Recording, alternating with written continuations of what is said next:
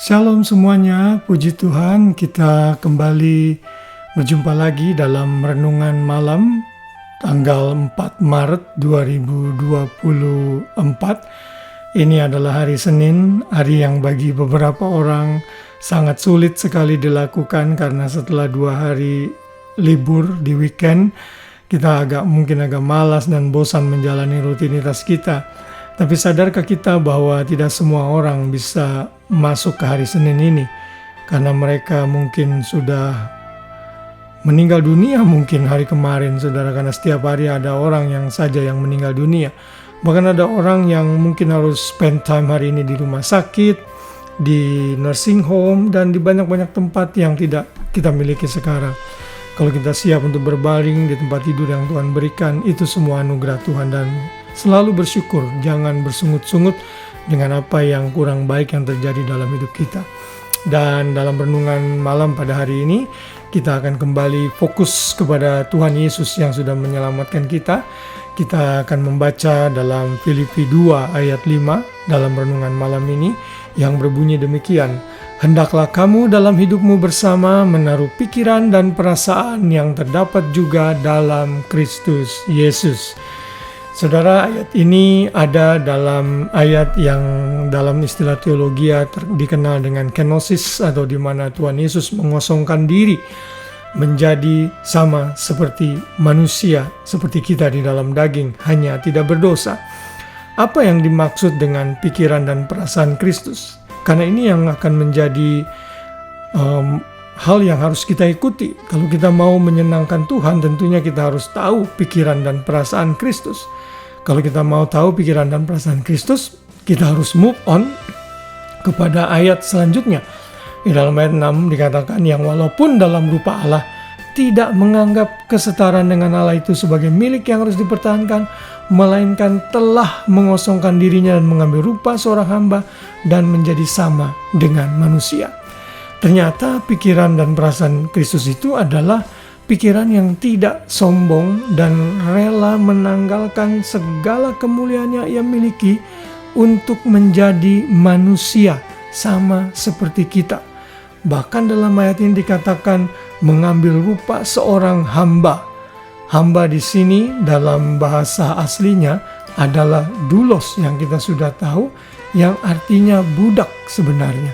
Dan budak ini tidak mempunyai hak apa-apa kalau di dalam masa saat itu.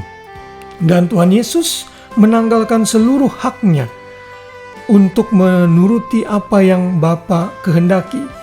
Ya, apa tugas yang Yesus lakukan? Ia ingin menyelamatkan manusia dari dosa. Inilah pikiran dan perasaan yang harus kita miliki di dalam Kristus. Kerendahan hati, itulah yang Tuhan mau kita miliki dalam kehidupan kita. Nanti di ayat 8 kita melihat bahwa Tuhan Yesus itu merendahkan dirinya serendah-rendahnya, bahkan sampai mati di kayu salib. Kita tahu di kayu salib dia diejek, diludahi, dihina, ditikam, bahkan ditinggalkan oleh Bapa. Tapi dari kerendahan hati ini Bapa memuliakannya. Di dalam ayat yang ke-9 dinyatakan itulah sebabnya Allah sangat meninggikan dia dan mengaruniakan kepadanya nama di atas segala nama. Lalu ayat selanjutnya dikatakan biar setiap lutut boleh bertelut, setiap lidah mengaku Kristus adalah Tuhan. Inilah pikiran dan perasaan Kristus. Kalau saudara dan saya mau maju dan bertumbuh dalam Tuhan, fokus kepada karakter Kristus yang satu ini, yaitu kerendahan hati dan siap menjadi hamba, melayani sekalipun dianiaya dan disiksa, kita tetap setia. Karena kunci agar Tuhan meninggikan kita adalah bukan kita meninggikan diri sendiri. Kuncinya adalah kita merendahkan diri di hadapan Tuhan, di hadapan sama, dan biar Tuhan yang mengangkat dan meninggikan kita. Rendah hati beda dengan rendah diri. Rendah hati itu artinya humble dan menyerahkan hidup dan perlawanan kepada Tuhan, bukan kita yang mempromosikan diri sendiri. Kalau rendah diri itu minder, rasa malu dengan kapasitas yang kita punya, kita merasa tidak mampu. Tuhan Yesus tidak memiliki perasaan seperti itu. Dia sangat bold dalam melayani. Bahkan dia rebuke setiap ahli-ahli agama orang Farisi Saduki yang berusaha menentang ajaran firman Tuhan yang benar. Mari pada malam hari ini sebelum kita tidur dan beristirahat, ingat selalu bahwa pikiran dan perasaan Kristuslah yang harus kita miliki, yaitu kerendahan hati, hidup mengutamakan rencana Bapa dalam hidup kita. Kiranya kita boleh beristirahat dalam damai sejahtera Tuhan, dalam naungan Tuhan.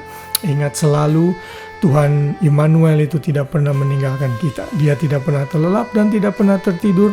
Ia menjaga dan memberkati kita sepanjang malam sebelum kita tertidur dengan nyenyak. Haleluya, Tuhan memberkati kita semua. Shalom.